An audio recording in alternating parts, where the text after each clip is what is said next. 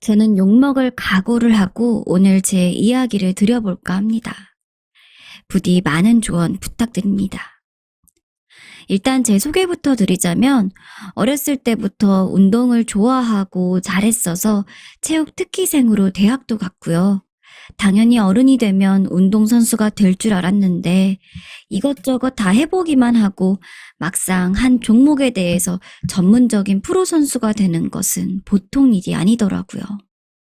즐기면서 하는 운동은 잘하는데 그걸로 먹고 사는 밥벌이를 해야 된다고 생각하니까 부담도 되고 운동이 싫어져서 그냥 취미로만 하고 회사 생활을 했습니다.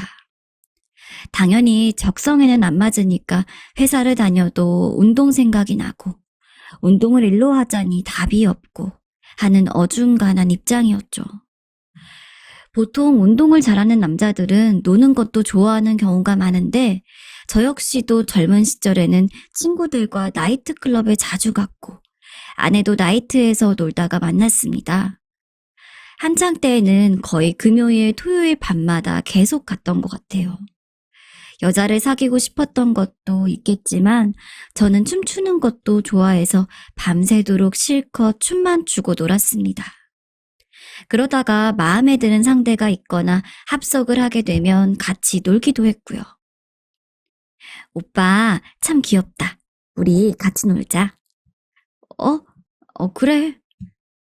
저와 친구들은 운동을 해서 몸도 좋았고 외모도 괜찮은 편이었기 때문에 여자들에게 대쉬도 많이 들어왔습니다. 하루는 누가 봐도 나이가 저보다 많아 보였는데 오빠라고 부르면서 들이대길래 오는 여자 안 맞고 가는 여자 안 붙잡는 주의라 같이 신나게 춤추고 놀았죠.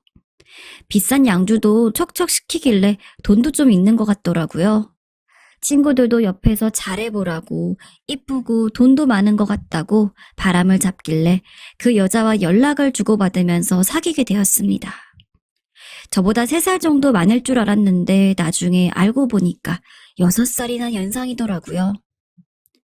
아무튼 그렇게 나이트클럽에서 만난 연상녀와 불같은 사랑을 했고 몇 달이 지나니까 임신을 했다고 하더라고요.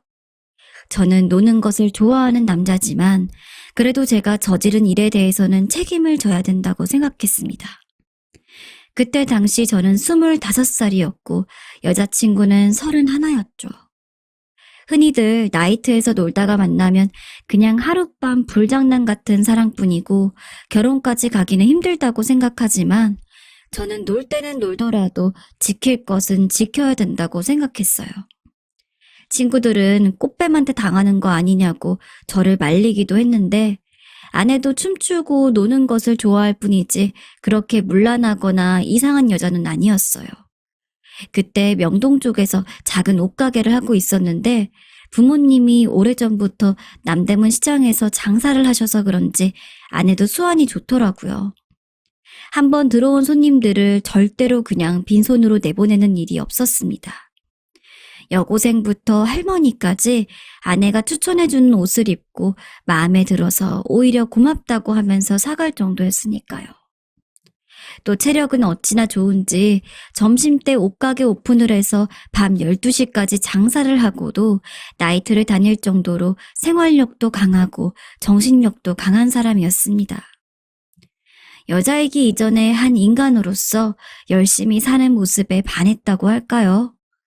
또 아무래도 저보다 나이가 있으니까 경제력도 되고 누나처럼 저를 잘 챙겨주니까 같이 다니면 참 편하더라고요.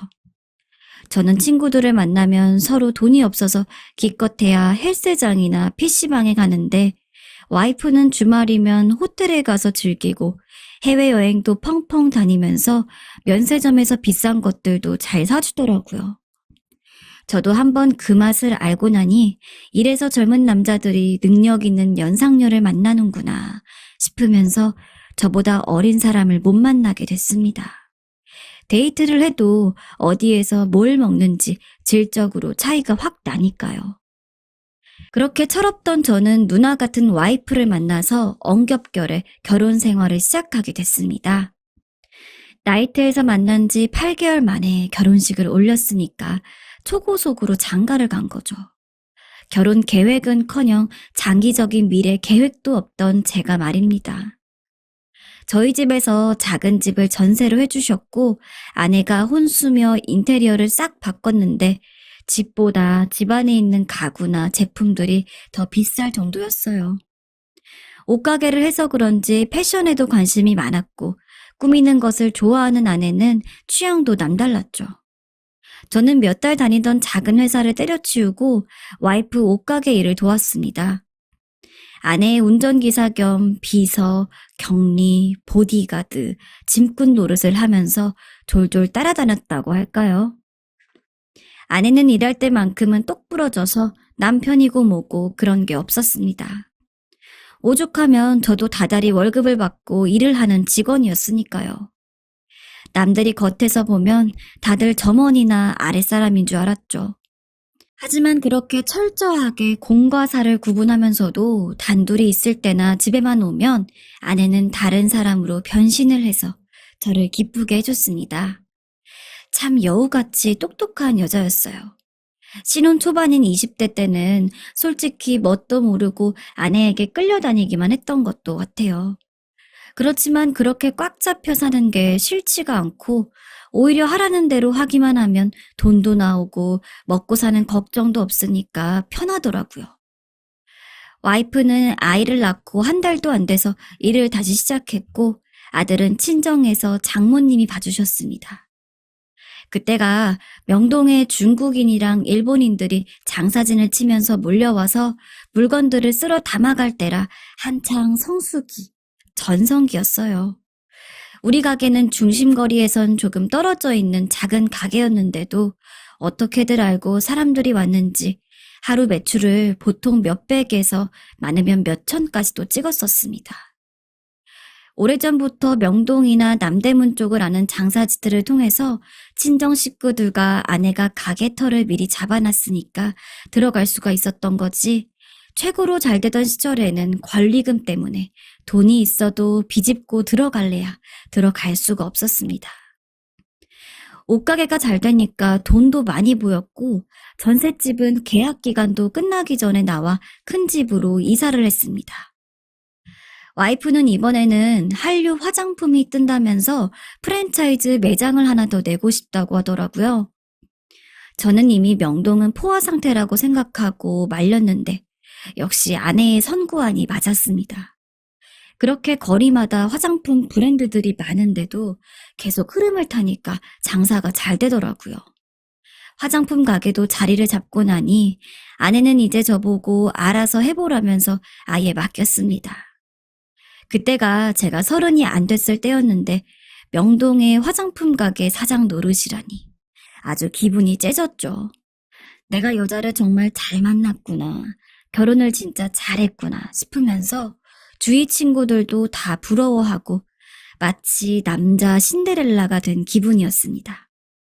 제 친한 친구 중에는 그런 연상녀를 만나서 인생 역전하는 게 꿈인 놈도 있었는데 자기가 내 와이프를 만났어야 된다면서 같이 나이트클럽에서 만났는데 어쩌면 이렇게 인생이 달라졌냐고 부러워하는 친구 놈도 있을 정도였어요. 저도 제가 이렇게까지 성공하게 될 줄은 꿈에도 몰랐고 그저 인연이나 운이었다고 밖에는 설명할 수가 없었죠. 와, 나는 진짜 처복이 있나 봐. 그치? 떡두꺼비 같은 아들에다가 팔자에도 없는 명동 입성이 웬 말이야? 그지? 그니까 나한테 잘해. 누나한테 잘하면 자다가도 떡이 나온다. 당연하지. 내가 여보뿐이지 그럼. 이렇게 저는 30대도 되기 전에 돈을 쓸어 담으면서 승승장구 남부러울 것이 없었어요. 그러던 어느 날 제 인생을 바꿔놓은 잊을래야 잊을 수 없는 운명 같은 사건이 다가옵니다. 화창한 봄날이었어요. 그날도 아침 11시쯤 일어나서 가게로 출근을 하던 길이었습니다.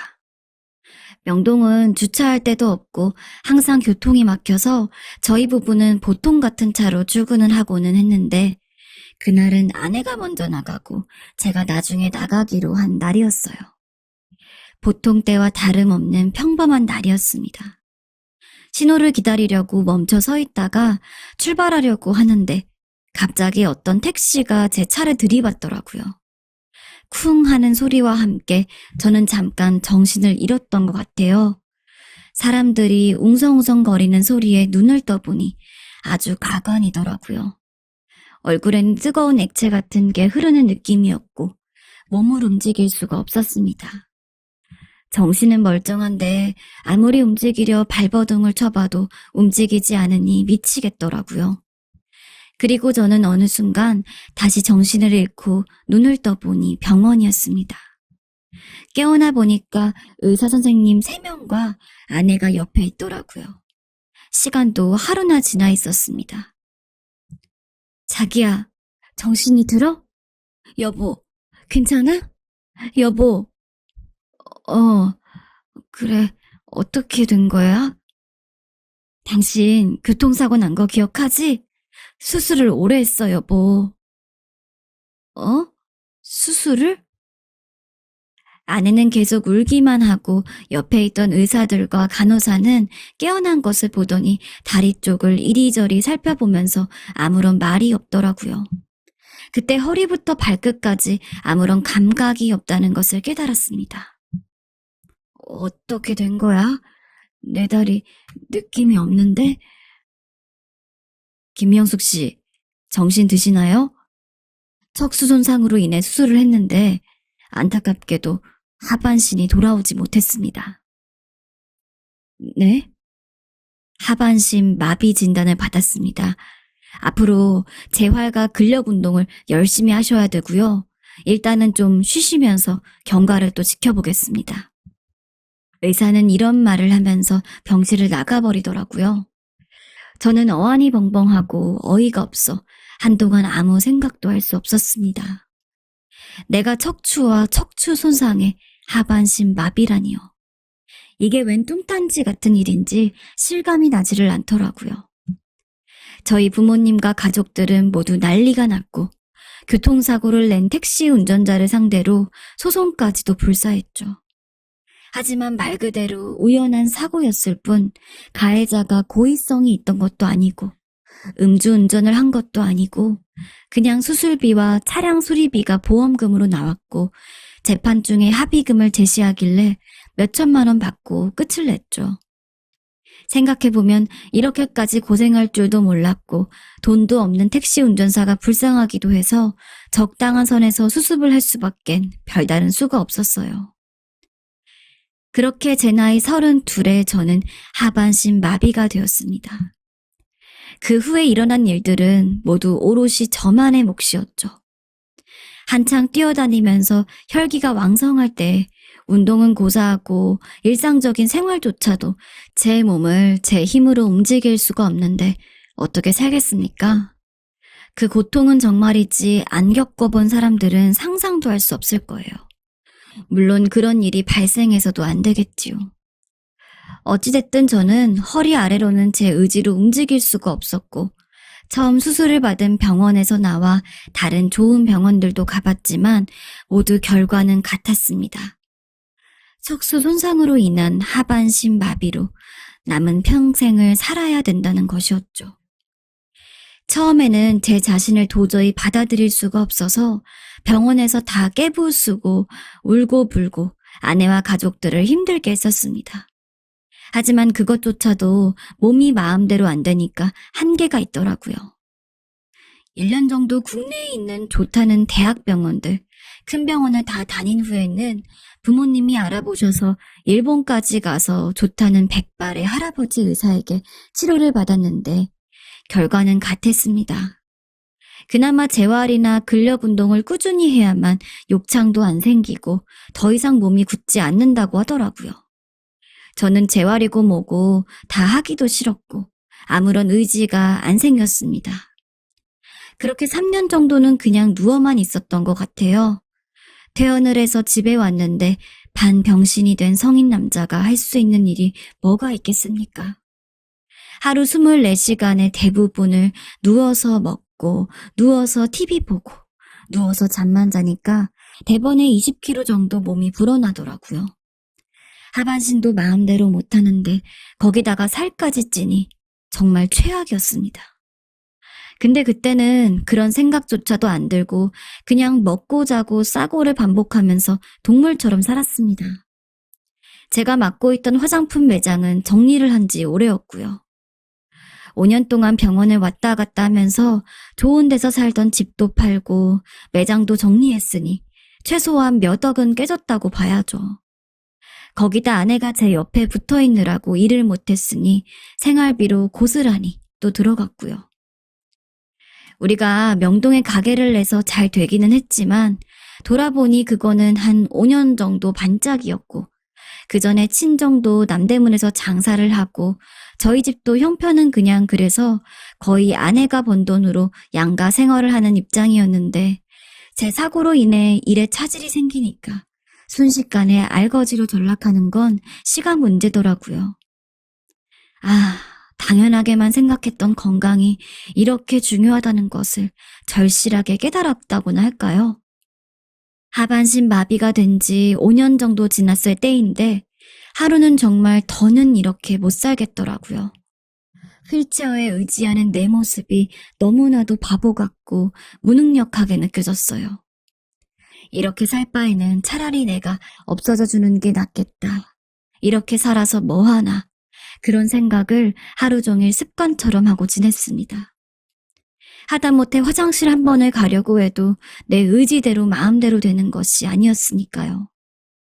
특히나 와이프에게 너무나도 미안하더라고요.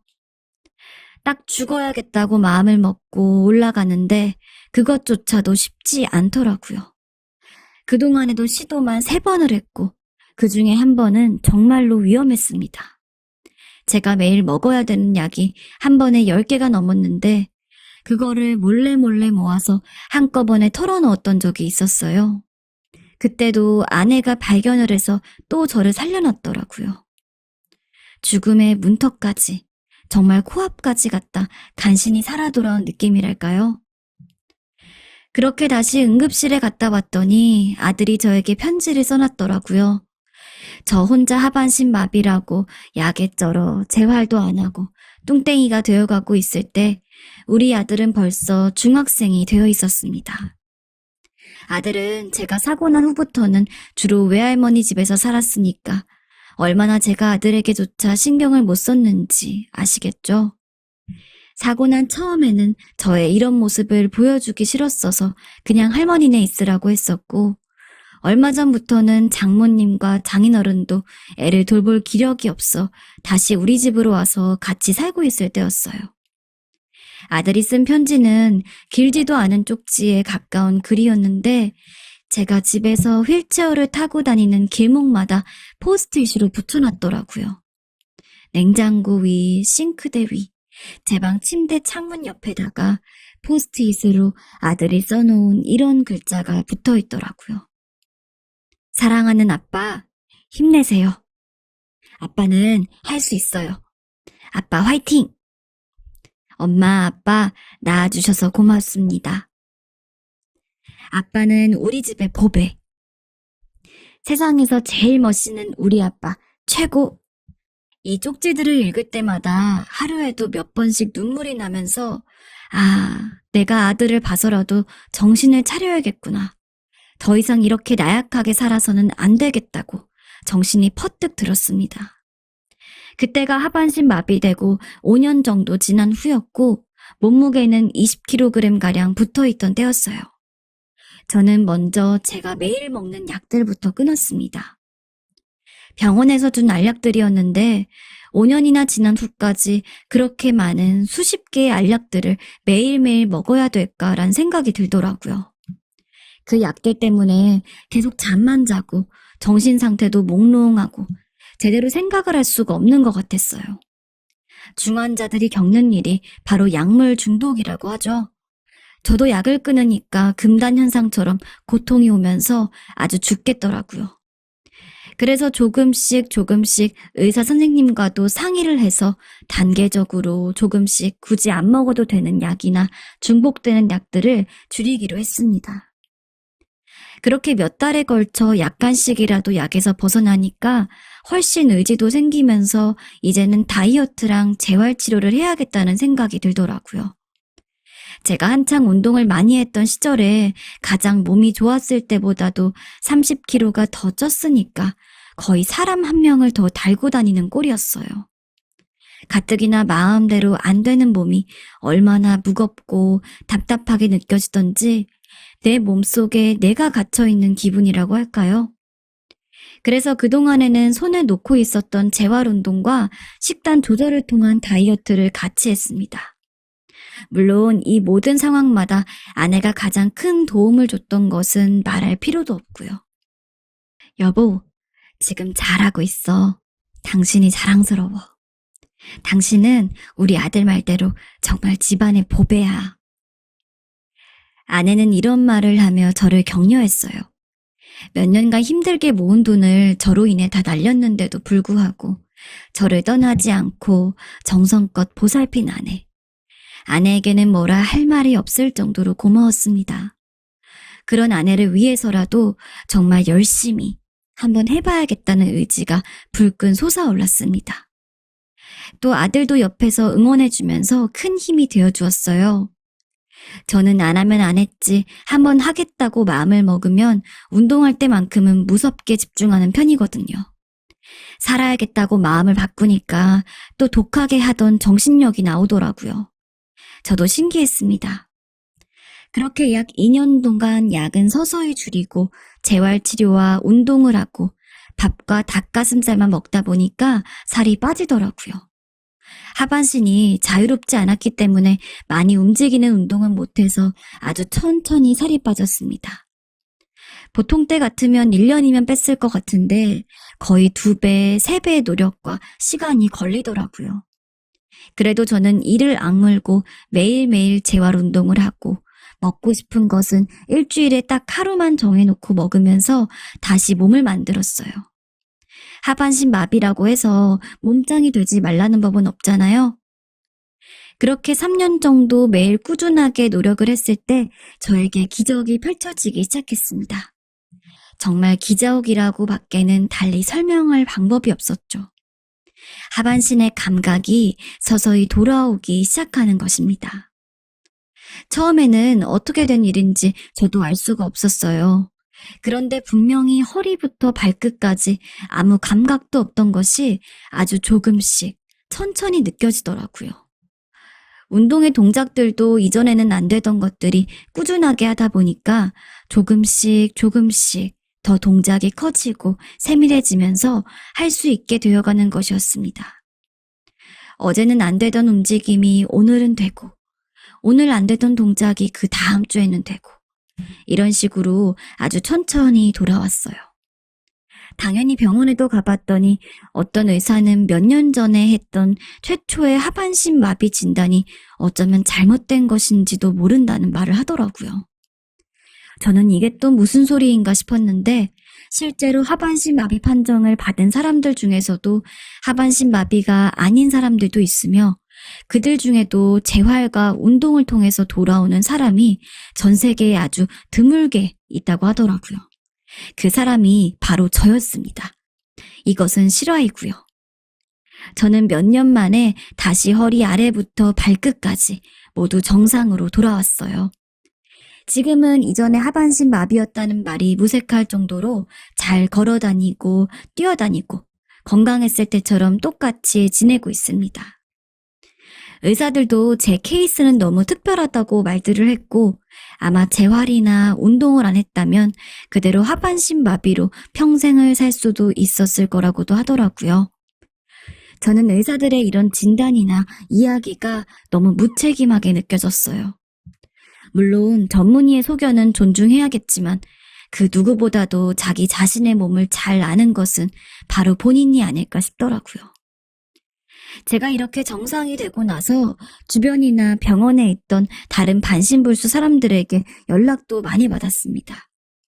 그럴 때마다 저는 특이하고 희귀한 케이스지만 한번 제가 했던 방법들을 응용해 보시라는 말씀도 해드렸어요. 어쩌면 이전부터 운동으로 다져진 몸이었고 제가 정신을 차린 후부터는 정말 매일매일 재활 운동을 3년 동안 하루도 안 빠지고 안 했던 날이 없었거든요. 처음에는 약을 한 알이라도 끊었을 때 그 고통과 금단 현상은 이루 말할 수도 없고요.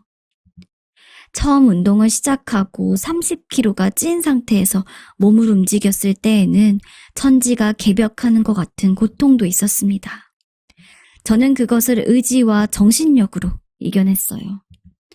처음부터 정상이 될 거라고는 상상조차 하지도 못했고 그냥 내 아내와 아들에게 부끄럽진 않아야겠다고 다짐하면서 살이라도 빼려고 침대에서 일어나 운동을 시작했던 것이었습니다. 사고 나기 전 몸 상태로 돌아오고 나니 이제는 일을 다시 시작해야겠더라고요. 그렇다고 이전처럼 가게 일이나 차를 타고 왔다 갔다 하는 일은 하고 싶지가 않았습니다. 가급적 차는 타지 않으면서 뭔가 몸을 계속 움직일 수 있는 일이 없을까 하다가 자격증은 없었지만 한방병원에서 어르신들 스트레칭 해주는 일을 하게 되었어요. 내 몸을 쓰면서 하는 일에 보람을 느꼈습니다. 아내는 다시 가게 일을 시작했고요. 다시 건강해지기만 한다면 소원이 없었고 걱정이 없었는데 사람이 참 간사한 게 정상으로 돌아오고 몇 년이 지나니까 다시 돈이 많았으면 좋겠고 이전처럼 욕망이 생기더라고요. 하반신 마비로 30대를 살면서 완전히 남자로서는 끝났다고 생각했는데 40대가 되고 나니까 다시 욕구가 생기면서 갑자기 옆에 있던 6살 많은 아내가 늙어 보이는 것이었습니다. 그동안 저와 아들은 물론 양가 식구들까지 뒷바라지를 한다고 할머니처럼 폭삭 늙어버린 아내를 보니 권태기가 오면서 확 질리는 것이었어요. 내가 사람이라면 이러면 안 되는데 어떻게 내가 아플 때 그렇게 헌신적이었던 아내에게 이런 감정이 드는 것인지 저도 제가 이해할 수가 없고 용서가 되지 않았습니다. 가끔은 저도 모르게 여보, 안 꾸며 당신은? 예전엔 꾸미는 거 좋아했잖아. 라고 말했을 정도였죠. 그랬더니 아내도 그 말에 기분이 언짢았는지 나이도 있는데 못하러. 왜? 보기 안 좋아? 하며 대꾸하더라고요. 못하러 그런 말을 했는지 말을 내뱉고도 바로 후회가 되었습니다. 거기다 지나가던 여자들이 이뻐 보이더라고요. 길거리를 걸어 다니면서도 예쁘게 꾸미고 다니는 여자들이 눈에 들어오기 시작했고 말도 못 걸 것이면서 괜히 쳐다보게 되었습니다. 그러던 어느 날 폭탄 같은 일이 터지고 말았죠. 결정적으로 직장 일을 하면서 간호조무사분이 눈에 들어오더라고요. 제 아들보다는 어린 친구의 엄마였죠. 이혼을 한 싱글맘이었고 저보다는 3살이 어린데 이야기를 해보니 저와 좋아하는 독서 취향도 비슷했고 성격도 맞았습니다. 술 한잔을 하며 이야기를 해보니 사람이 더 진국이더라고요. 이번 주에 영화 보고 싶은데 혹시 같이 보러 갈래요? 네? 저랑요? 거기다 제가 결혼한 걸 알고 있으면서도 대놓고 주말에 영화를 보러 가자며 데이트 신청까지 하니 마음이 더 떨릴 수밖에 없었습니다. 주말에는 아내와 하기로 한 일이 있었는데 마치 덫에 걸린 듯한 기분이었어요. 그 후에 깊게 고민하다 그 여자에게 연락해 이건 아닌 것 같다며 거절을 했어요. 하지만 솔직히 그 여자 생각밖에는 들지가 않았습니다. 자세하게까진 말씀드릴 수 없지만 괜히 그 여자 카톡 프로필 사진을 아내 몰래 보고 있거나 병원에서 제가 힐끔힐끔 쳐다보고는 합니다. 아무튼 저는 그 여자를 어떻게 꼬시려거나 하는 게 아닙니다. 그냥 제가 싫습니다. 나를 위해서 헌신해준 아내를 두고 이런 생각이 나도 모르게 나오는 자체가 너무너무 진절머리나게 싫습니다. 솔직히 말하자면 이런 생각을 한다는 것 자체가 쓰레기잖아요. 하지만 저도 제 스스로를 컨트롤하려고 해도 사람 마음이 제대로 작동이 되지 않습니다. 저는 어떻게 하면 좋을까요? 당장 끊어야겠죠? 저에게 시원하게 욕이라도 해주세요. 정말 정신 차리고 싶습니다. 이 글도 욕 제대로 먹고 정신 차리려고 쓰는 겁니다. 저는 정말 쓰레기입니다. 긴 글 읽어주셔서 감사하고 많은 댓글 부탁드리겠습니다. 네, 두 번째 사연으로 넘어왔습니다. 두 번째 사연은 제 가슴을 뭉클하게 만들었던 이야기인데요. 다름 아닌 시한부 선고를 받으신 사연자분께서 힘들게 적어 보내주셨습니다. 여러분들에게 얼른 들려드리고 싶으니 지금 시작해볼게요. 안녕하세요. 저는 올해 간암 말기 판정을 받은 47세 아줌마입니다. 말기 판정을 받기 전까지 저는 조그마한 식당을 운영하고 있었고 홀로 두 딸을 키워낸 평범하고 조금은 강인한 사람이었습니다. 제가 시한부 판정을 받은 건 작년 12월이었습니다. 어느 날 오른쪽 배가 너무 아파 쓰러져 갔는데 의사분께선 간암이니 큰 병원으로 가라고 하시더라고요. 대학병원에 가서 이런저런 기계 안에 갇혀 온갖 검사를 받은 후 의사분은 담담한 목소리로 제게 말을 건네었습니다. 간암 말기이고 수술도 약물도 불가능하시니 마지막을 준비하시는 게 좋겠습니다. 그분의 차분한 목소리가 한동안 귓전에서 계속 맴돌았습니다. 하늘이 무너진다는 느낌이 이런 것일까요? 지금까지 그저 자식과 일에 치여온 제 삶이 쥐마등처럼 하나하나 머릿속을 스쳐가는데 가슴이 무너져 내리더라고요. 속절없이 눈물만 흐르는데 제가 할 수 있는 건 그저 이 쓰라린 현실을 받아들이고 고통을 느끼는 수밖에 없더라고요. 그리고 진료실에서 한참 그 의사분의 손을 붙잡고 정말 방법이 없는 거냐고 흐느껴 울다가 겨우 진료실 밖으로 나왔는데 딸아이에게서 전화가 왔습니다. 엄마, 병원에서 뭐래? 엄마 앞에서 늘 강한 모습만 보였던 딸아이의 목소리가 떨리고 있었습니다. 그때 저는 제게 남은 시간이 정말 얼마 남지 않았다는 걸 깨달았어요. 제 자식과 함께 할 수 있는 시간이 없다는 걸요.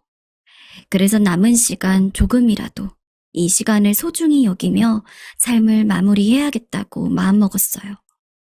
그래서 하던 가게도 처분하고 입원하기 전에 눈에 넣어도 아프지 않을 두 딸들과 함께 여행을 하며 그렇게 시간을 보내기 시작했답니다.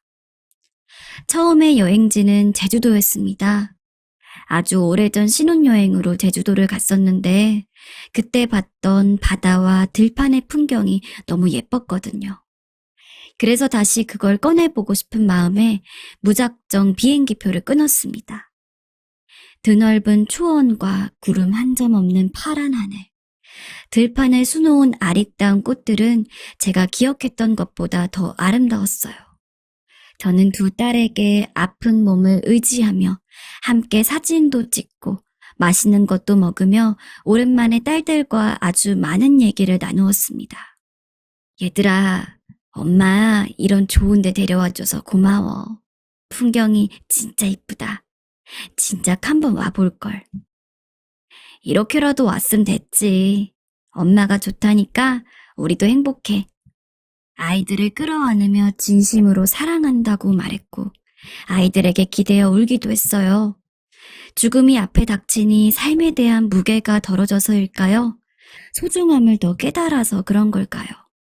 풍경의 아름다움에 묻혀 저는 제가 죽어간다는 사실조차 잠시 잊었습니다. 두 번째 여행지는 춘천이었습니다. 역시 그곳에서도 저는 행복감을 느꼈습니다. 아이들과 함께 물 위에서 배를 타보고 아주 높은 다리를 건너며 아직 살아있다는 것에 감사함도 느꼈고 동시에 더 살고 싶다는 생각에 울기도 하였지요. 하지만 여행이 세 번째로 이어지진 못했습니다. 제 상태가 악화되었기에 움직이는 게 많이 힘들어졌기 때문이었어요. 그래서 저는 곧바로 호스피스 병동에 입원해 전보다 조금은 강한 마음으로 여생을 준비하기 시작했습니다. 다행히 딸들과는 이미 많은 얘기를 한 이후였던지라 저는 엄마로서, 인간으로서 많은 것을 내려놓은 후였고 죽음이라는 손님을 받아들일 준비가 되어 있었어요. 그래서 저희는 죽음이 닥쳐오는 병동 안에서 즐거운 이야기들을 하며 최대한 슬픔에서 멀어지려 노력했고 또 서로 함께 있는 이 순간을 참으로 귀하게 여겼습니다.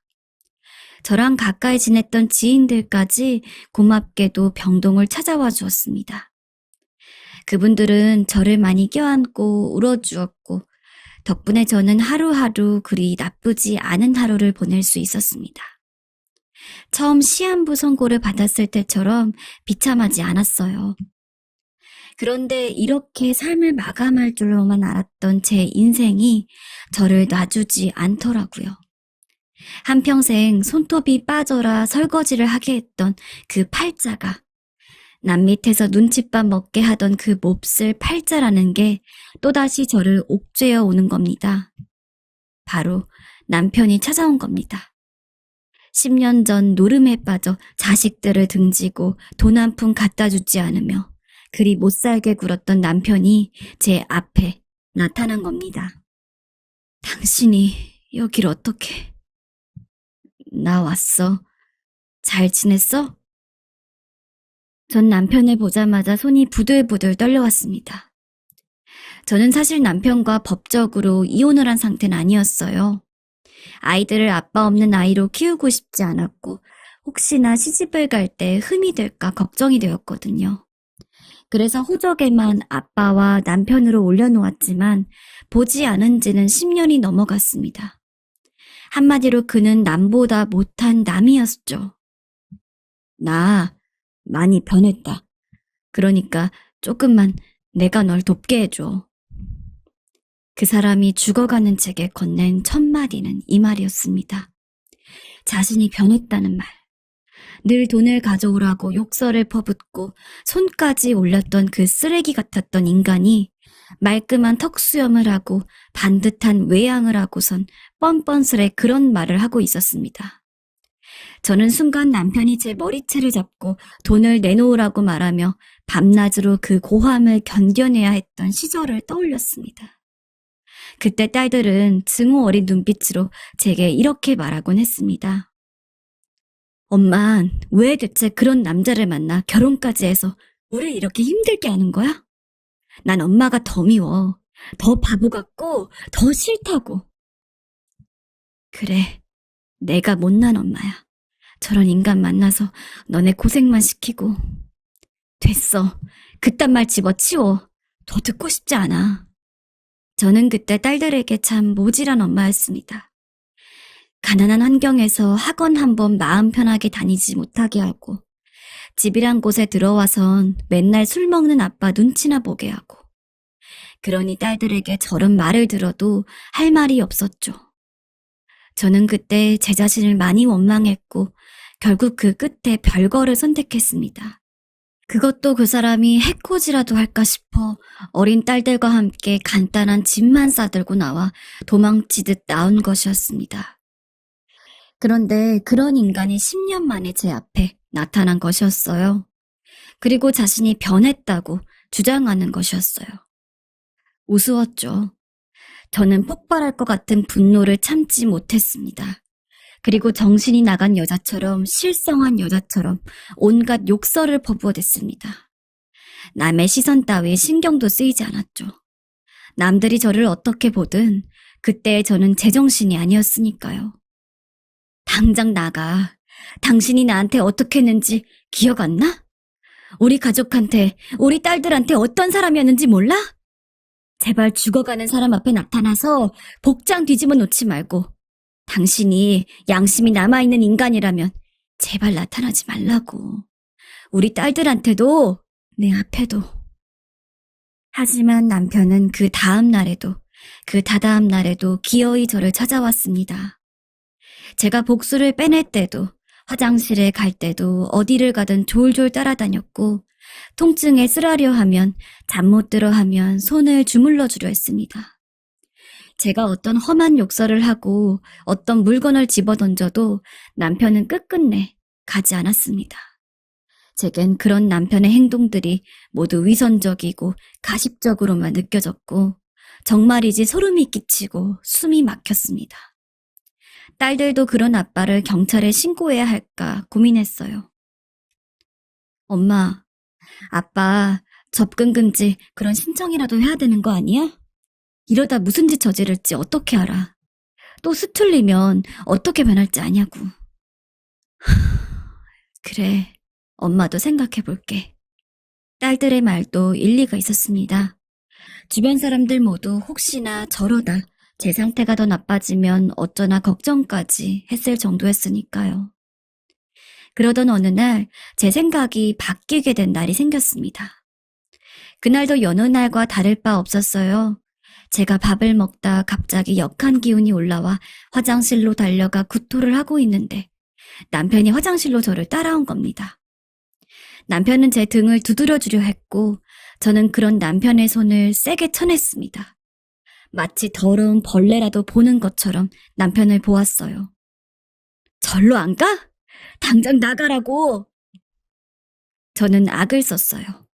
하지만 남편은 제 시선을 피하고 화장실 바닥에 떨어진 토사물들을 손으로 하나하나 쓸어 담더군요. 그리고 전 그야말로 미친 것처럼 소리쳤습니다. 당신 때문에 나 이렇게 된 거야. 젊은 날 당신이 나한테 한 짓들 때문에 내가 병이 든 거라고. 알아? 미안해. 미안해.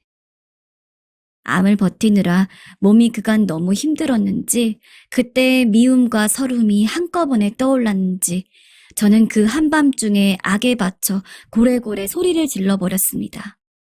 손에 잡히는 모든 것도 집어 던졌습니다. 병실 환자들이 몰려들었고 간호사들이 저를 말렸고 병원은 아수라장이 되었지만 저는 멈추지 않았고 남편도 제가 던지는 물건들을 피하지 않았습니다. 그저 제 손길을 묵묵히 받아들일 뿐 죄인처럼 고개만 떨구고 있더라고요. 뒤늦게 달려온 딸들은 이 광경을 보고 너무 놀라 남편을 보며 그간의 서름을 쏟아냈습니다. 젊은 날 바람 피고 노름한 것도 모자라서 이제 죽어가는 사람 앞에까지 나타나 괴롭히시는 거 제발 부끄러운 것 좀 아세요. 그 나이 먹고 그렇게 사는 거 창피하지도 않으세요? 아빠는 저희한테 단 한 번도 아빠였던 적이 없어요. 엄마한테도 남편이었던 적도 없고요. 그러니까 이제 와서 제발 착한 아빠인 척, 선한 사람인 척 좀 하지 마세요. 정말 진짜로 역겨워요. 미안하다. 남편은 그 한마디만 남기고 고개를 숙였습니다. 그러더니 낡은 점퍼를 주섬주섬 입더니 병실 밖으로 나갔습니다. 밖엔 세차게 비가 오고 있었습니다. 저는 비를 맞으며 걸어가는 남편을 보며 생각했습니다. 이젠 더 오지 않겠지. 이 정도 했으면 오지 않을 거야. 하지만 아니었습니다. 진통제를 먹어도 계속되는 통증과 이상한 열기에 휩싸여 잠을 자지 못하고 뒤척이고 있던 와중 누군가 조용히 병실 문을 열고 들어와 제 침대 옆에 앉더군요. 빗속의 축축한 냄새, 옅은 술향. 저는 곧바로 알아챌 수 있었습니다. 바로 남편이었어요. 영영 돌아오지 않을 줄 알았던 남편이 그날 밤에도 제 옆으로 온 것이었어요. 그리고 남편은 그 다음 날도 평소처럼 제 곁에서 저를 간호했습니다. 병원엔 소문이 퍼져 남편만 지나가면 뒤에서 흉을 보고 남편 역시 그걸 알고 있음에도 불구하고 아무것도 듣지 못하는 사람인 척 행동하곤 했습니다. 그러다 보니 저 역시 어느 순간엔 남편에게 가라고 하는 말조차 지겨워졌고요. 그래서 그냥 그대로 남편을 내버려 두게 되었어요. 딸들 역시 대단하다며 고개를 절레절레 저었어요. 그리고 그런 날들이 계속되던 가운데 저는 어느 날 밤 저를 밤새 간호하다 지쳐 잠든 남편의 얼굴을 자세히 들여다보게 되었습니다. 눈가에 내려온 검은 그림자와 헝클어진 머릿결, 제대로 씻지 못해 꼬질꼬질해져 버린 손톱. 저는 그것들을 보며 한숨을 푹 쉬다 병원 침대 옆에 놓인 책 하나를 집어들었습니다. 그리고 조용한 병원의 공기 속에서 남편의 새근거리는 숨소리를 들으며 책을 읽어 나갔습니다. 그런데 그때 책 속의 한 구절이 제 마음에 날아들어왔어요. 미워하고 원망하는 마음을 품는 건 스스로 독을 먹는 것과 같다라는 구절이었습니다. 그리고 그때 이상하게도 용서라는 단어 하나가 제 마음에 크게 박혀버렸습니다. 왜였을까요? 온갖 모욕을 당하고도 하루도 빠짐없이 한순간 한순간 제게 최선을 다하던 이 사람의 모습에서 진심이라도 느꼈던 걸까요? 그때 그냥 저는 처음으로 삶이 선사하는 마지막 순간을 그를 미워하는 마음으로 끝내고 싶지 않다는 생각을 했습니다. 남편이 제게 아주 많은 상처를 준 사람인 건 맞았지만 이 사람이 어떤 마음으로 날 찾아왔건 지금의 이 사람은 물러설 생각이 없고 나는 약해져 있으니 그를 받아들인다기보단 적어도 밀어내지 말아야겠다고 마음먹었습니다. 그래서 그냥 그가 무엇을 하든 내버려 두었습니다. 절 위에 제가 사는 집에 가서 대신 청소를 해주고 애들 빨래를 해주고 죽을 끓여도 전 내버려 두었어요. 딸들에게도 그러라고 말했고요. 남편은 그런 제 모습에 놀란 듯 보였지만 내심 고마워하는 눈빛으로 저를 보곤 했어요. 그런데 밀어내지 않으니 참 이상한 일이 일어나더라고요. 결코 열리지 않을 줄 알았던 마음의 빗장이 열리더군요. 바로 몇십 년 전 꽁꽁 묶어두었던 과거로 향하는 빗장이었습니다. 남편을 만나 제일 좋았던 시절이었습니다. 그가 내 남편이란 사실이 뿌듯했던 시간이었습니다. 어딜 가나 그의 손을 꼭 붙들고 다니고 어딜 가나 남편도 저의 손을 놓지 않았던 시절이었지요. 남편은 처음부터 나쁜 사람은 아니었습니다. 적어도 사업이 망하기 전에 노름을 시작하기 전 괜찮은 사람이었어요. 그리고 그런 남편에 대한 기억들이 하나둘씩 떠올라 왔어요. 추운 겨울에 남편은 아이를 임신했던 제가 붕어빵을 먹고 싶다는 말에 한 걸음에 달려나가 자신의 품에 따뜻한 붕어빵을 안아들고 오던 손길이, 아이를 낳고 곧바로 일을 나가 퉁퉁 부어버린 손과 발을 매일같이 주물러주던 다정함이, 가로등 불빛 아래에서 칭얼거리는 아이를 업고 설레던 마음으로 남편을 기다리던 저의 모습이, 몸이 약해져 가고 기력이 쇠해가니 사람이 주는 따뜻함이 간절했던 걸까요? 아니면 지난 10년간 늙어가는 제 몸 한켠에 그런 기억들이 그리움이란 이름으로 자리 잡고 있었던 걸까요? 정답은 알 수 없었지만 저는 늙고 주름져 버린 우리 둘 앞에 빛바래져 버린 그 기억들이 조금은 애틋하게 느껴졌어요. 그리고 어느 순간 한 달째가 되어가니 남편의 변했다는 말이 정말로 믿겨졌습니다. 급기야 남편에게 다시 의지하고 싶다는 생각이 들더라고요. 저는 제 삶 속에 천천히 남편을 받아들였습니다. 나랑 다시 살자. 그리고 어느 날 남편은 제게 그렇게 말했습니다. 여기서 남편이 말한 건 법적인 재결합이 아니었어요. 우린 이미 법적으로 부부였으니까요. 마음을 합치자는 이야기였습니다. 저는 무심히 고개를 끄덕이고 말았습니다. 제 눈에는 깊은 눈물이 차올랐어요.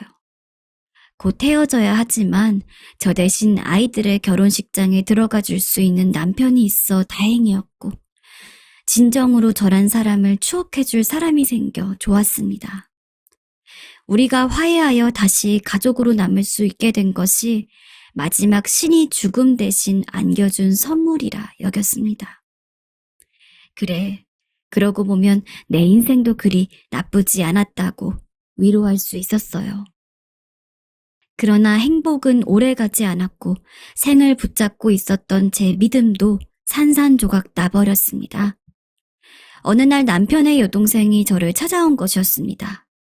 제가 아가씨라 불렀던 그 사람은 한때 제가 남편 때문에 힘들 때 그녀는 제게 많은 힘이 되어준 고마운 사람이었습니다. 새언니, 아가씨는 저를 보자 많이 야위어진 저를 껴안고 한참을 울었습니다. 그리고 늦게 와서 미안하다며 저를 많이 껴안아 주었습니다. 저도 아가씨의 등을 토닥이며 괜찮다고 도리어 아가씨를 위로했어요. 다시 보는 아가씨의 얼굴 속엔 저와 같은 세월의 흔적이 자리하고 있었지만 아가씨의 눈빛 속엔 그 시절의 다정함과 어여쁨이 존재하고 있었습니다. 그래서 저는 더더욱 반가웠습니다.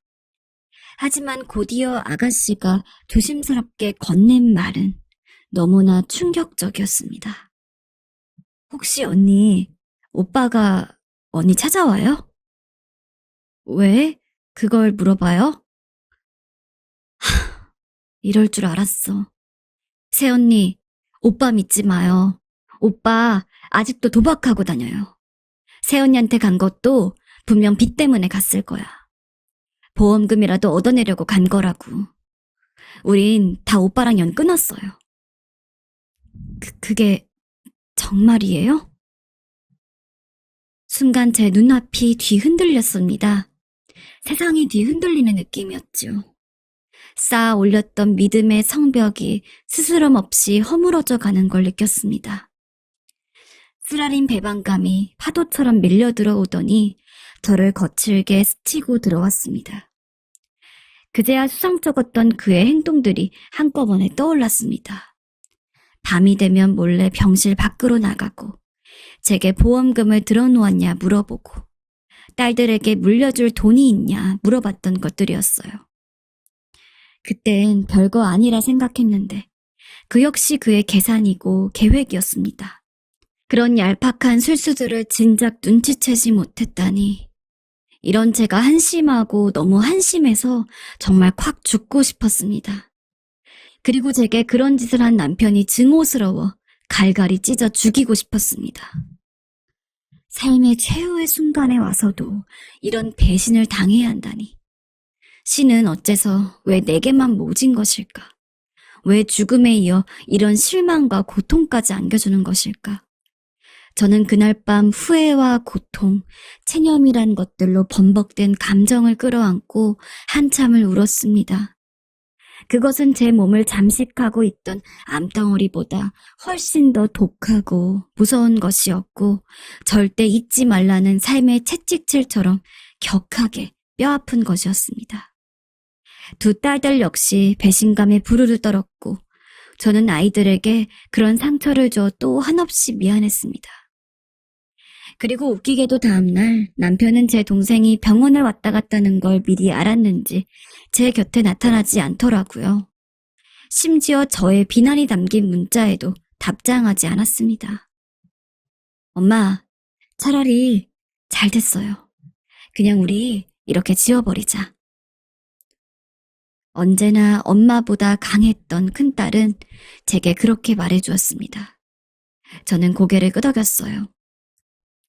그래, 그러자. 엄마도 더 이상 생각하기 싫어. 딸들과 저는 남편이 나타나지 않은 이후로 그 사람 얘기를 입에 담지 않았습니다. 정말 경기라도 일으킬 것 같았거든요. 깊이 상처받았지만 티내지 않는 사람들처럼 우리는 남편이 없었던 것처럼 존재하지 않았던 것처럼 행동했습니다. 그러던 어느 날 제가 남편의 안부를 들은 건 한 달 후였습니다. 너무나 충격적인 문자였어요. 바로 그가 세상을 떠났다는 소식이었습니다. 무슨 말이니 그게? 저희 떨리는 음성에 딸들은 제 어깨에 흐느껴 울며 말했습니다. 아빠가 암이었대. 아빠 시한부 선고받았었대. 뭐? 그 순간 저는 말을 이을 수 없었습니다. 귓속에선 이명이 들려왔고 머리는 어지러워졌습니다. 믿을 수가 없었습니다. 허나 그것은 사실이었습니다. 발을 더듬거리며 겨우 찾아간 장례식장 속엔 정말이지 그의 영정사진이 걸어져 있었습니다. 그는 누구보다 환하게 웃고 있었어요. 저는 저도 모르게 부들거리는 손으로 그 사진을 쓰다듬었습니다. 그때 아가씨가 제 앙상한 손을 붙잡으며 말했어요. 새언니, 미안해요. 내가 언니한테 괜히 그런 말해서 미안해요. 아가씨는 제 손을 놓지 못했습니다. 하지만 지금 와서 그런 말들은 소용이 없었습니다. 이미 남편은 떠나가 버린 뒤였으니까요. 그리고 저는 남편의 친구로부터 남편의 죽음보다 더 절망스럽고 더 충격적인 말을 듣게 되었습니다. 남편이 어떤 삶을 살아왔는지, 어떤 처참한 삶 속에서 발버둥치고 있었는지 말이죠. 알고 보니 남편은 마지막 순간에 우울증 약까지 복용하고 있었어요. 저와 헤어지고 난 후에 도박빚을 갚기 위해 남편은 공사장에서 허리가 끊어져라 일을 했고 노동을 잇기 위해 술을 마셨다고. 하지만 끌어당긴 사채빚 때문에 도저히 갚지 못할 돈이 되자 차마 아내와 두 딸들에겐 연락하지 못하고 가족들에게 손을 벌렸지만 가족들은 모두 여전히 그를 쓰레기 노름꾼 취급하며 외면했다고. 그러다 그는 문득 반평생을 살아온 나이에 자기 옆에 남은 사람이 아무도 없다는 걸 깨닫곤 그 외로움과 괴로움에 여러 번 스스로 목숨도 끊으려 했다고. 그렇게 10년을 지내오다가 병에 걸렸다는 걸 알게 되었다는 거요. 저는 이 얘기를 들으며 주름진 손을 부들부들 떨었습니다. 남편이 겪은 그간의 삶은 비현실이게 느껴질 만큼 처참했습니다. 그리고 저는 생애 마지막에 마음의 빚을 갚기 위해 찾아온 그에게 너무나 모질었습니다. 그를 미워하며 질책했던 제 자신을, 너무 쉽게 무너져버린 제 믿음을 질책하고 힐난했습니다. 나약했던 제 마음이 원망스러워졌어요. 왜 제 고통만 보이고 그의 고통은 보이지 않았던 걸까요? 왜 이렇게 제가 유약했던 것일까요? 생각해보니 남편은 절 만나면서 밥을 제대로 먹은 적이 없었습니다. 늘 제게 주기만 했지 자신은 먹지 못했어요. 그리고 늘 입맛이 없다는 말로 둘러댈 뿐이었어요. 바지의 통이 커져가고 눈에 띄게 말라가고 있었는데도 저는 그저 남편이 잘 먹지 않아 살이 빠진 거로고만 여겼습니다. 그렇게 제가 후회와 자책에 빠져 허망한 눈으로 영정사진을 보고 있을 때 남편의 친구가 남편이 제게 남긴 편지라며 품에서 종이 한 장을 꺼내주었습니다. 이게 뭐예요? 형님이 마지막으로 형수님께 전해달라 했어요. 반듯하게 접혀있는 편지 속엔 남편이 힘들여 쓴 글자들이 하나하나 작게 나열해 있었습니다.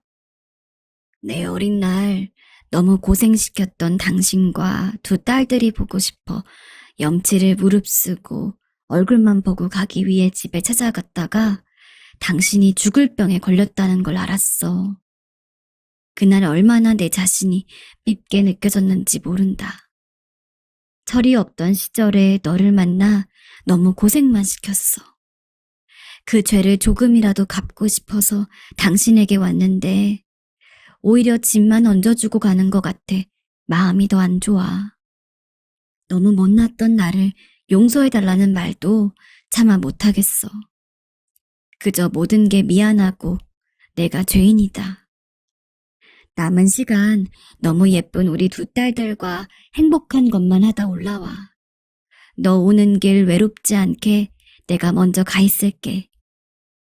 저는 그 편지 앞에서 엉엉 목을 놓아 울었습니다. 그는 여전히 제게 부채감을 갖고 있었고 여전히 제게 미안해하고 있었습니다. 더 아프고 서러운 삶을 보냈으면서도 그보다 덜 아픈 제 삶을 안타까워하고 있었고 깊은 죄스러움을 가지고 있었습니다. 그에 대한 생각을 멈출 수 없었어요. 용서받지 못할 걸 알면서 찾아온 그의 마음속에 어떤 마음이 있었을지, 제게 모진 말들을 들었을 땐 어떤 마음이었을지, 자신이 아프다는 걸 한 번쯤 말하고 싶진 않았을지, 무엇보다 그가 숨을 거두었을 마지막 순간이 너무나 쓸쓸하고 외로웠을 것 같다는 생각이 들자 그만 가슴이 미어졌습니다. 그래서 딸들과 함께 그의 장례가 치러지던 날들 이후에도 몇 날 며칠을 울고 말았습니다. 제가 조금 진정이 되어갈 무렵 저는 남편이 10년에 걸쳐 겨우 빚을 갚고 남은 300만 원이라는 금액을 제 앞으로 남겼다는 걸 알게 되었습니다. 저는 앞으로 죽는 날까지 절대 쓰지 못할 것 같은 그 통장을 바라보며 남편의 마지막 유품과도 같은 그 물건을 보며 딸들과 함께 다시금 울었습니다. 그리고 남편과 함께 했던 시간을 떠올렸습니다. 짧다면 짧은 시간, 길다면 길 시간. 남편은 제 인생에서 가장 오랫동안 제 곁에 머무른 사람이었습니다. 그는 때론 잔혹한 폭풍처럼 다가와 제 삶을 거침없이 헤집었고, 때론 노란 꽃 한 송이를 들고 와 20살 처녀를 설레게 했으며, 마지막엔 나비가 되어 예쁜 모양으로 날아갔습니다. 제게 한없이 따뜻한 마음을 선물하며. 저에겐 이제 시간이 많이 남지 않았습니다. 저는 죽어갑니다. 하지만 저는 지금 평안합니다. 곧 남편 곁으로 갈 날을 떠올리면 많이 아프지 않습니다. 남편이 저를 기다리고 있음을 알고 있으니까요.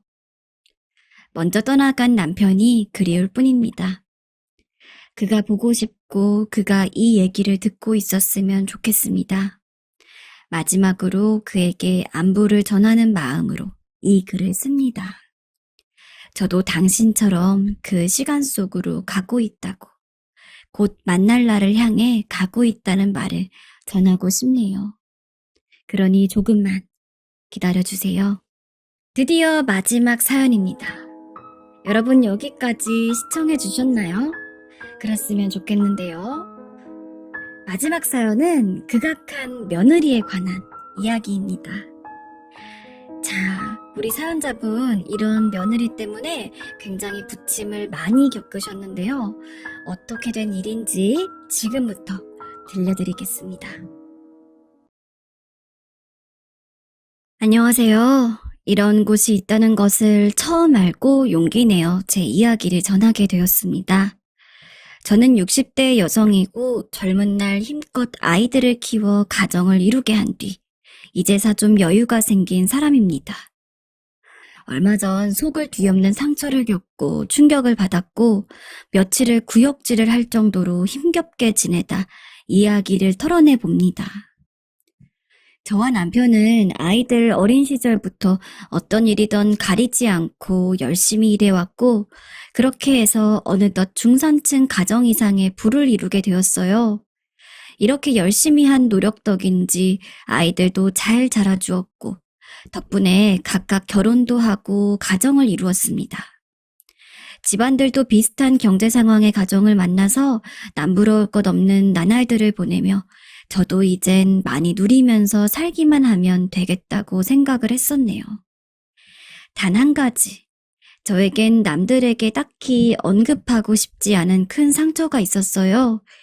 그날의 일을 생각하면 아직도 끔찍하고 자다가 몇 번이나 깨서 식은땀을 흘릴 만큼 경기를 일으킵니다. 몇십 년 전의 일인데도 아직도 진정이 되지 않는 걸 보니 마음에 큰 생채기를 남겼나 봅니다. 그 사건이 일어났던 때에 우리 부부란 가진 것 없이 시작했고 아이들도 둘이 되다 보니 당장 살 길이 막막했습니다.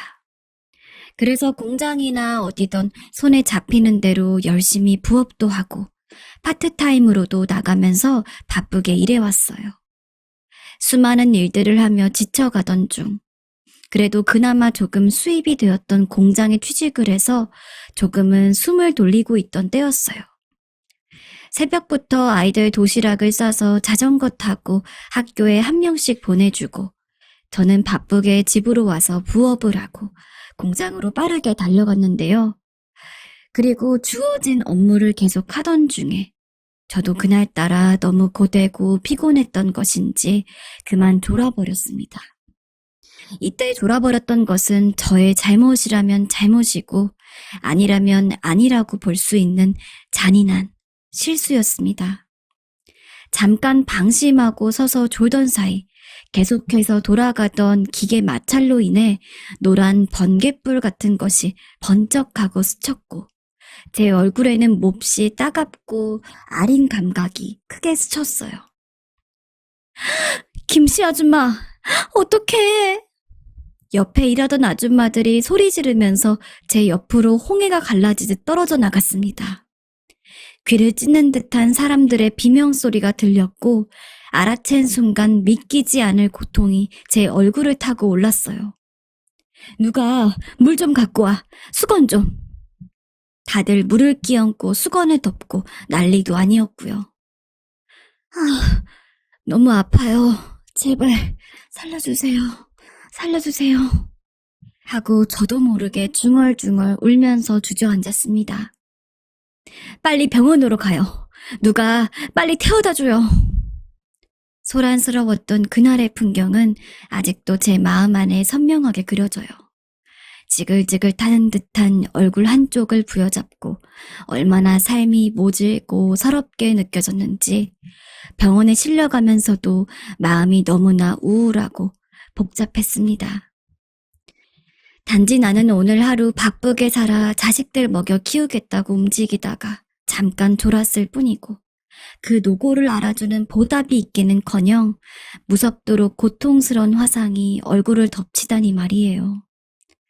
그대로 수술에 들어갔고 저는 몇 번이나 아픔에 정신을 잃었어요. 얼마 지나지 않아 의식이 돌아오니 남편과 아이들이 옆에 있더군요. 여보, 어떻게 된 거야? 남편은 매우 비통한 얼굴로 돌아서서 그 이상 말을 잇지 못했어요.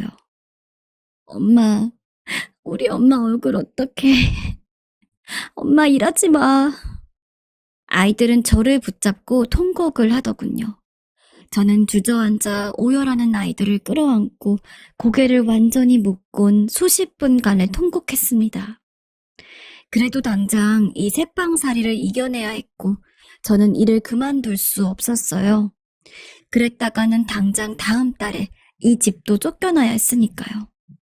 저는 꾹 참고 견뎌내는 수밖에 없었기에 퇴원한 뒤 다시 공장으로 복귀했어요. 덥지 않은 날이면 얼굴에 큰 붕대를 붙이고 다녔습니다. 하지만 그조차 보기 흉하고 자꾸 너덜거려서 결국 떼내는 수밖에 없었어요. 상처를 볼 때마다 가슴 아파하는 가족들을 보며 저는 어쩔 수 없이 웃는 수밖에 없었어요. 그렇게 힘겹게 삶을 이어가고 있던 날 홀로 힘들게 물건을 떼다가 팔고 무리를 하던 남편의 사업이 조금씩 풀리는 것을 느끼게 되었어요. 저 못지않게 남편 역시 무척이나 수고스러운 삶이었으나 홀로 외롭게 일하던 곳에서 나름의 감각을 익혔고 사람들의 인정을 받게 되고 거기에 노하우도 생기게 되니 거래처가 점점 많아지더군요. 그러면서 저도 겨우 제가 하던 부업을 하나씩 줄일 수 있었어요. 아이들도 성장하면서 힘들게 일하는 엄마 아빠 걱정을 조금 줄이고 공부에만 몰두할 수 있게 되었습니다. 엄마, 내가 꼭 엄마 상처 고쳐줄게. 우리 엄마 얼굴 내가 제대로 돌려놓을 거야. 제 화상이 그렇게 못내 걸렸던지 볼 때마다 가슴 아파하던 큰아들은 기특하게도 의사가 되겠다며 그쪽 방향을 모색하며 길을 찾아 나갔는데요. 누구나 마음을 먹는다고 쉽게 될 수는 없는 길이지만 아들들은 악착같이 공부를 했고 부모인 우리가 해준 게 크게 없음에도 불구하고 학교에서 조금씩 성과를 내면서 좋은 학교로 진학하게 되었어요. 저는 여전히 일을 쉬지 않고 밤낮으로 가정과 공장을 오갔습니다. 그러던 중 어느 날 남편이 저에게 말하더군요. 여보, 이제 나도 좀 완연하게 자리를 잡아가는 것 같아. 당신 힘이 필요해. 나한테 와서 관리를 해줄 수 있을까? 정말이에요? 그럼요. 당연히 도와줄 수 있지. 매번 부부가 반대 방향의 직장으로 향하면서 제각기 머무는 곳에서 밤낮 없이 일을 했고, 밤에 잘 때만 잠깐 얼굴을 볼 수 있는 정도였어요. 이제 남편이 하는 일은 혼자가 아닌 여러 사원을 두고 매장을 확장시켜서 진행할 수 있는 수준이 되었고, 저에게 이제 다른 일들을 다 정리하고 자신에게 오라는 말이 얼마나 기뻤는지 몰라요. 그때 제가 했던 공장의 일은 육체적으로 많이 힘이 딸리더군요. 매번 버스를 오가면서 졸기도 하고, 밤에는 완전히 체력을 잃고 여기저기 안 아픈 곳이 없었고요. 그러던 와중에 남편의 사업도 조금씩 안정되어 가고 있고, 수십 년간 반복해왔던 일을 조금 내려놓을 수 있다뇨. 얼마나 기뻤는지 모릅니다. 그렇게 해서 저도 아쉽지만 일을 정리하게 되었고, 남편의 곁으로 가서 함께 일을 돕게 되었습니다. 그렇게 시간이 지나고 아들들은 각각 공부를 하며 자신들의 꿈을 차근차근 펼쳐나갔고, 이윽고 큰아들은 의사가 되었습니다. 작은 아들은 법 공부를 열심히 해서 변호사가 되었어요. 두 아이들이 본인이 있는 자리에서 경력을 키워가던 중에 어느덧 장가갈 나이가 된 큰아들이 먼저 입을 열었습니다. 엄마, 나 이제 자리도 잡았고 결혼도 하고 싶어요. 내가 결혼 생각한 여자 누구인지 아시죠? 아이고, 그 아가씨니? 잘됐다, 잘됐어. 아들의 말에 단박에 생각났던 건 의대 시절부터 함께 캠퍼스 커플로 이름을 알려왔던 아가씨였어요. 얼굴을 자주 본 적은 없지만 아들의 말을 듣기로는 늘상 착하고 마음씨도 곱다고 익히 들어왔었고요. 우리 오래 만나왔고 서로 앞으로 꿈을 향해 가기 위해서도 터없이 좋은 관계가 될 것 같아요. 엄마 허락해주세요. 그럼 허락하다마다. 저 역시 그 아이를 좋게 보고 있었고 둘 다 제 화상을 함께 걱정해주기도 하며 치료 방식에 나름 고민을 해주었던 것을 떠올렸어요. 그러니 사랑하는 아들이 함께 손잡고 걸어갈 배필로서 더없이 좋다는 생각이 들었습니다. 아들은 의사가 된 이후 제 얼굴을 낫게 해주려고 무던히 애를 써서 그나마 조금은 나은 상태가 되었지만 사실 누가 봐도 험상궂은 인상을 주기에 여념이 없는 상처이긴 했어요. 그래도 이런 얼굴을 보고 상냥하게 어머니, 저는 어머니가 너무 좋아요. 하고 살갑게 말을 걸어오는 며느리가 얼마나 예뻤는지 몰라요. 애교도 많고 싹싹한 우리 며느리. 남편도 우리 가족에게 없는 딸이 생긴 것 같다며 무척 기뻐했고요. 그리고 이 둘은 많은 이들의 축복 속에 가정을 이루게 되었습니다. 자식 농사를 어느 정도 이뤘다는 생각에 저는 마음이 이제서 좀 풀리며 안정이 되었고 남편의 일을 도우며 한결 여유가 생긴 삶을 살고 있었어요. 아들 부부도 행복하게 잘 살고 작은 아이들도 결혼 준비를 하고 있었고요. 가족 모임도 있고 해서 모처럼 우리 집에 모인 날이었습니다. 음식을 준비하던 저는 잠깐 장볼 거리가 있어서 시장에 나갔어요. 아들 부부가 먼저 와 있는 데서 집에 있으라고 하고 부랴부랴 먹거리를 준비했었어요. 들뜬 마음으로 들어오는데 먼저 도착한 며느리가 소파에 앉아있고 뒤에 있는 저를 못 봤는지 전화통화를 하고 있었고요. 그래서 얘야 하고 부르려고 손을 뻗는데 저를 못 본 채 통화를 이어가는 며느리의 입에선 믿을 수 없는 말이 흘러나오고 있었습니다. 나 시어머니네 와 있어. 다음 주 병원 행사는 어머니한테 말 안 할 거야. 왜긴 내가 몇 번 말했잖아. 우리 어머니 얼굴에 엄청 큰 거북이 껍질 같은 화상 흉터 있다고. 얼굴 자체도 완전 시골 아줌마들처럼 촌스럽게 생기셨는데 화상까지도 그 모양이니 내가 쪽팔려서 어떻게 어머니를 데리고 가겠어? 저는 너무 놀라 몸을 휘청할 뻔한 것을 겨우 숨죽이고 참았습니다. 이 말을 일단은 더 들어보자 싶었어요. 사실 귀를 막고 싶은 말이었지만 너무 놀라 그런지 뭐라 하나 듣긴 해봐야겠다 싶었고요. 당연하지. 밖에 같이 나란히 다니는 것도 얼마나 창피한지 몰라. 그래서 오늘도 내가 그냥 어머니 내서 보자고 했어. 외식비 아깝다고 착한 며느리 짓 좀 했지. 그러니까 잘도 속더라. 그래서 집에서 보자고 한 거였다니. 저는 밖에서 맛있는 식사를 사주고 싶었는데 며느리가 한사코 거절했던 것입니다. 어머니, 힘들게 아버님이랑 버신 돈 어떻게 쓰나요? 그냥 어머니 댁에서 만들어 먹기로 해요. 제가 도우러 갈게요. 이렇게 저를 달래주는 며느리의 말이 너무 예뻐서 아침부터 일찍 장을 보고 해먹일 반찬들과 탕까지 여간 고민을 한 게 아니었습니다. 그런데 외식하러 같이 다니기 창피해서였다뇨. 손이 다 떨릴 지경이었습니다. 충격에 몸에 힘이 풀려 그런지 들고 있던 비닐봉지가 부스럭거리는 바람에 며느리는 뒤를 돌아 저를 발견했어요. 어머니 오셨어요? 내가 나중에 전화할게. 황급히 전화를 끊은 며느리는 얼마나 제가 만만했으면 그 통화 내용을 들었을 거란 생각도 못했나 봅니다. 정말 듣고 믿기지도 않는 수준의 말을 해가며 제 옆에 붙더군요. 어머니, 뭐 사오신 거예요? 숙주나물 저랑 그이랑 너무 좋아하는데. 역시 최고예요, 어머니. 제가 요리하는 거 도울게요. 아니다. 그냥 너는 TV 봐라. 내가 할게. 당장 뭐라고 할 수 있는 마음의 준비가 되지도 않았고 저는 몇 번이나 가슴을 쓸어내리고 마음을 진정시키면서 조용히 음식들을 준비했어요. 그렇게 먹는 둥 마는 둥 몇 번이나 울음이 터져 나올 것 같은 마음을 억지로 눌러가면서 참았습니다. 가족들을 위해서 살았고 제 잘못도 아닌 사고로 인해서 억울하게 이런 보기 싫은 화상 흉터가 얼굴에 자리 잡게 된 것입니다. 누구를 원망해야 하는 걸까요? 당시에 어려웠던 우리 집 사정? 내가 너무 힘들어서 졸였던 거?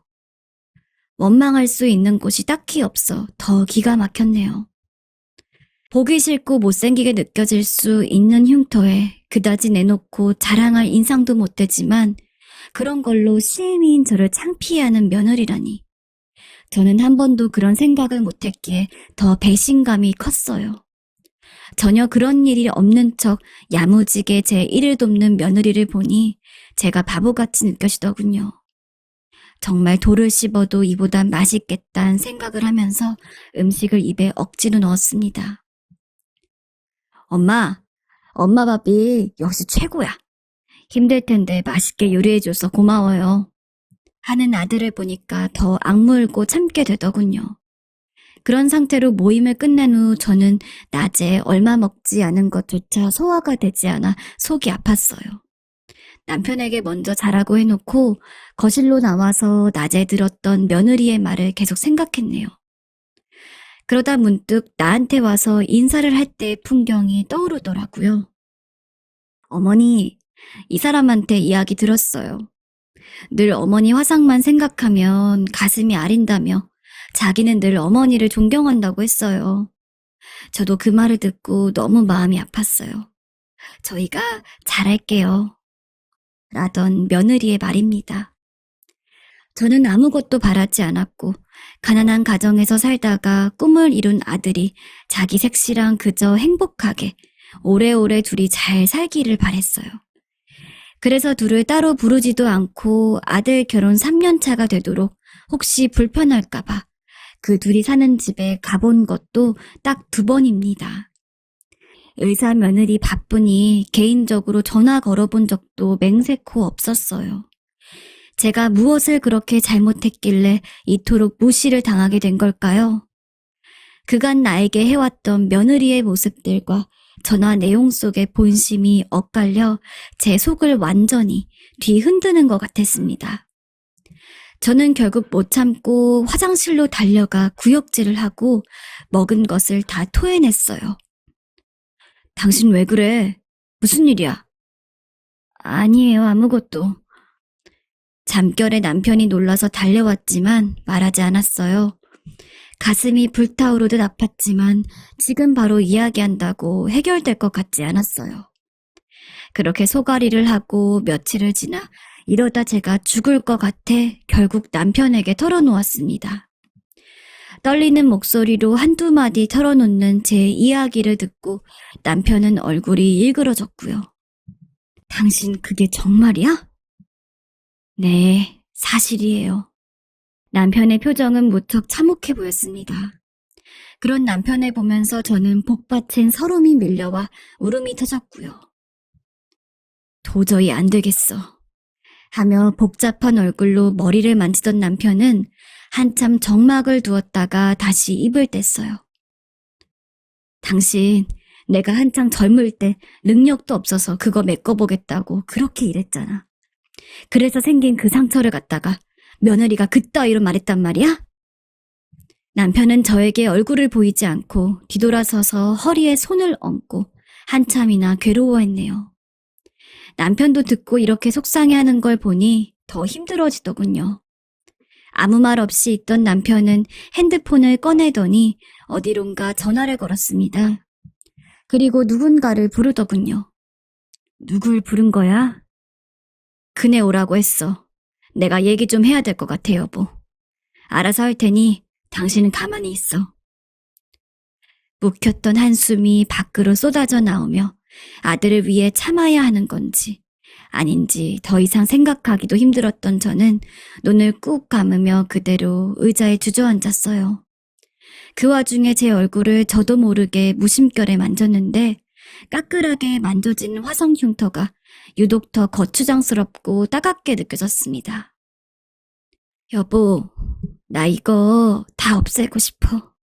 그럴 수 없다는 걸 알지만 당신... 넋두리를 늘어놓는 저를 황망한 눈으로 쳐다보는 남편은 뭔가를 결심하는 듯 했어요. 사실 제 화상은 쉽게 없앨 수 있는 게 아니었고요. 남편의 사업이 좋아지면서 많은 노력을 했고 수술도 했지만 너무 극악한 사고였기에 색만 좀 옅어졌을 뿐 끔찍한 흉터는 그대로 남아 있었습니다. 저는 늘 외면하면서 지내왔고 가족들이나 친지들도 늘상 그게 보이지 않는 듯 저를 대하려고 했어요. 누구도 그것을 건드리지 않으려고 무의식 중에라도 경계하는 눈치였고 그런 상황 자체가 참 서글펐고요. 그래도 가족들을 위해서 살겠다고 그렇게 된 것이니 어느 순간부터 제 운명으로 받아들이고 살려고 했는데 이런 일이 생겼어요. 쥐죽은 듯 흐느끼고 있는데 배를 누르는 소리가 들렸고 아들이 들어왔습니다. 아버지, 무슨 일 있으세요? 엄마도 표정이 안 좋으시네. 집에 무슨 일 있어요? 옷을 벗으며 앉는 아들을 남편이 한번 쳐다보더군요. 그러더니 충격적인 말을 아들에게 건넸습니다. 너무 놀라 저도 모르게 발딱 일어날 정도였어요. 너, 네 안사람이랑 당장 이혼해. 나는 그런 며느리 우리 집에 끼고 평생 못 산다. 저도 놀랄 정도였으니 아들은 더욱 놀랐을 것입니다. 눈이 휘둥그레져서 아들은 반박했어요. 아버지, 갑자기 불러서 무슨 말씀이세요? 이혼을 하라니요. 이게 다 무슨 일이에요, 엄마? 그게... 저는 남편이 너무 흥분한 것 같기도 하고 아들에게 설명도 해야 하고 복잡한 기분이 되었어요. 그러던 사이에 남편이 날선 목소리로 아들에게 소리를 질렀네요. 네 엄마 얼굴 화상 보고 비웃었다더구나. 같이 다니기 창피하다고? 어떻게 네 엄마한테 그런 말을 할 수가 있냐? 니네 엄마가 뭘 잘못을 했어? 그런 무서운 소리 짓거리는 애가 여지껏 아버님, 어머님 걸었다는 게 있을 수 있는 일인 거냐? 나는 이제 걔가 무섭다. 며느리로 받아줄 생각도 없고. 그러니 이혼해라. 다시 듣는데 내 입이 아닌 남편의 입을 통해서 돌려드는데도 말은 하나하나 가시를 박는 듯 쓰라렸고 피가 흐르는 것 같았어요. 겨우겨우 고개를 들어 아들을 쳐다봤더니 아들도 얼굴이 하얗게 질려 있었어요. 아들 역시 마음이 아플 거라고 생각을 했는데 그 이후에 들어온 대답에 저는 적잖이 쇼크를 받았습니다. 엄마, 속상했겠네요. 근데 엄마, 그 사람 나쁜 사람은 아니에요. 그냥 한 말일 거예요. 별 뜻 없이 한 말이요. 대신 제가 뭐라고 주의를 좀 줄게요. 근데 아버지도 그렇지.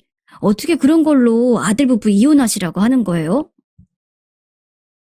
그 말을 듣자마자 남편은 더욱 노발대발하며 소리를 질렀어요. 뭐라고?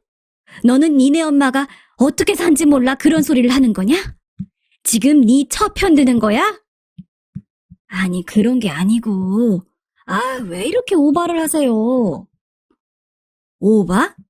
너 지금 말 다 했냐? 그럼 앞뒤 다른 여자를 믿고 살겠다고? 네 엄마 욕보인 여자를? 이 광경을 보고 있는 저는 참으로 황망한 표정이 되었습니다. 물론 남편의 말대로 아들 부부의 이혼까지 바란 건 아니었으나 저 역시도 며느리와 마주할 자신이 없었고 앞에서와 뒤에서의 모습이 다른 며느리가 무서워졌어요. 그런 상태로 계속 우리 가족의 일원으로 가끔씩 마주하고 평생 살아야 한다니 왠지 모르게 힘이 빠지고 자신이 없었네요. 이런 상태를 알아버린 이상 같이 부대끼며 잘 살기는 어려울 것이라 남편도 판단했을 것입니다. 하지만 아들의 반응은 그렇지 않았고 저희 부부를 놀라게 했어요. 아버지, 엄마, 아무리 그래도 이혼은 장난이 아니에요. 제가 뭐라고 매섭게 야단치고 사과시킬 테니 그쯤 하세요. 휴, 이런 말씀 안 드리려 했는데 엄마가 너무 예민한 거 아니에요? 아님 잘못 들으신 걸 수도 있잖아요. 솔직히 말해서 그 사람 입장에선 화상육터 그거 보기 싫을 수 있죠. 창피할 수도 있고. 엄마 그걸 왜 이해 못해요? 뭐라고? 아들의 말을 들으니 내가 무슨 말을 듣고 있는 건지도 헷갈리더군요. 제가 예민한 것이었을까요? 매번 그렇게 귀하게 여기고 외려 제가 모시는 것 마냥 반찬해서 먹이고 불편하게 안 하려고 연락도 안 하며 어떻게든 고부간의 관계를 잘 이루려고 했는데 며느리는 저를 거북이 껍질 같은 화상흉터라며 비웃고 있었습니다. 처음에는 저도 흔들렸지만 아들의 말도 안 되는 반응을 보니 외려 결심이 확고해지더군요. 저는 며느리와 살 순 없겠다는 생각이 들었어요. 그러던 차에 남편이 심호흡을 하더니 다소 충격적인 제안을 아들에게 했습니다. 그래, 어디 네 마음대로 해라. 엄마를 욕보인 건 그냥 이 집을 욕보인 거가 똑같은 거야. 부모를 그렇게 우습게 하는 자식에게 이제 아무것도 줄 수 없다. 몇 달 뒤 계획했던 개인 병원 설립은 없던 일로 하자. 네 힘으로 알아서 해라. 그리고 너에게 줄 유산은 전부 사회에 기부할 거니 너네 하고 싶은 대로 마음껏 하고 살아. 그 말을 듣자마자 아들은 얼굴이 구겨지며 입을 멍하니 벌리고 있더군요. 아버지, 지금 겨우 그거 하나 때문에 작년부터 계획했던 일을 엎으시겠다는 거예요? 유산 얘긴 또 뭐예요? 지금 장난하세요? 왜 이렇게 상황을 복잡하게 만드시는 건데요? 제가 와이프한테 잘 말하겠다 했잖아요. 어버버한 얼굴로 아들은 따다다 대들더군요. 저도 아들이 이런 식으로 반응할지 몰랐기에 멀찍이서 보고만 있었어요. 남편은 저조차도 잠깐 잊고 있었던 이야기를 꺼내어서 아들을 당황하게 했습니다. 너 알고는 있냐? 네 엄마가 네 안사람네 친정 도와준 거. 네? 도와주었다고요? 엄마가? 아니 언제? 그러고 보니 작년에 코로나로 인해 며느리가 저에게 개인적으로 찾아와 도움을 요청한 적이 있었습니다. 한창 자수성가해서 잘 살던 중산층 가정이었는데 코로나 여파를 제대로 받아서 위태해지더니 사업이 완전히 가라앉게 되었습니다. 그러다 보니 급하게 상황을 막고 수습해 나갈 자금이 필요했고 그때 저에게 찾아와서 며느리는 울며 자기 친정을 도와달라고 했던 것입니다. 저는 고민하다가 남편에게 털어놨었고 순전히 며느리 신용만 보고 남편과 상의해서 적지 않은 목돈을 지원해 주었네요. 그렇게 해서 며느리가 감사하다며 인사하고 사돈집에서도 전화가 왔던 것이 생각이 났네요. 그러고 보니 그런 일도 있었는데 뭔가 알아주길 바란 건 아니지만 며느리는 그럼에도 불구하고 저를 그렇게 하찮고 못나게 보고 있었고요. 더 이상 말하기 싫구나. 니네 엄마뿐 아니라 누군가를 그렇게 멸시하듯 보면서 겉으로는 아닌 척 가식 떠는 인간은 가족이라고 부를 수 없다. 이혼하기 싫으면 데리고 살아. 그리고 우리랑은 연을 끊어라. 남편은 매섭게 아들을 현관문 밖으로 내쫓았습니다. 아들은 뭐라고 계속 우리를 부르긴 했지만 남편은 밀어내고 문을 닫아버렸습니다. 씩씩거리는 어깨를 보고 있자니 제 편에 서서 온전히 분노해준 남편에게 고마운 마음도 들고 엄마의 아픈 마음 정도는 알아줄 거라고 생각했던 아들의 모습에 서글퍼지기도 했습니다. 생각할수록 며느리의 그 목소리가 제 머리에 박혀 떠나지를 않는데 그 다음날 아침부터 며느리가 찾아와선 문 열어달라 사죄하겠다며 찾아왔습니다. 근데 들을수록 더 실망스럽고 분노가 일어나는 말만 늘어놓아서 이 아이 원래 이런 아이였구나 더 확신이 드는군요. 어머니, 제가 잘못했어요. 제가 철없이 한 말이었어요. 용서해 주세요. 그것 때문에 병원까지 취소하지는 말아주세요. 제발 부탁드려요. 병원 때문에 온 것이니 가라. 용서할 마음 없어. 어머니, 제 잘못이에요. 사람 누구나 다 실수할 수 있잖아요. 제발요. 그래요, 엄마.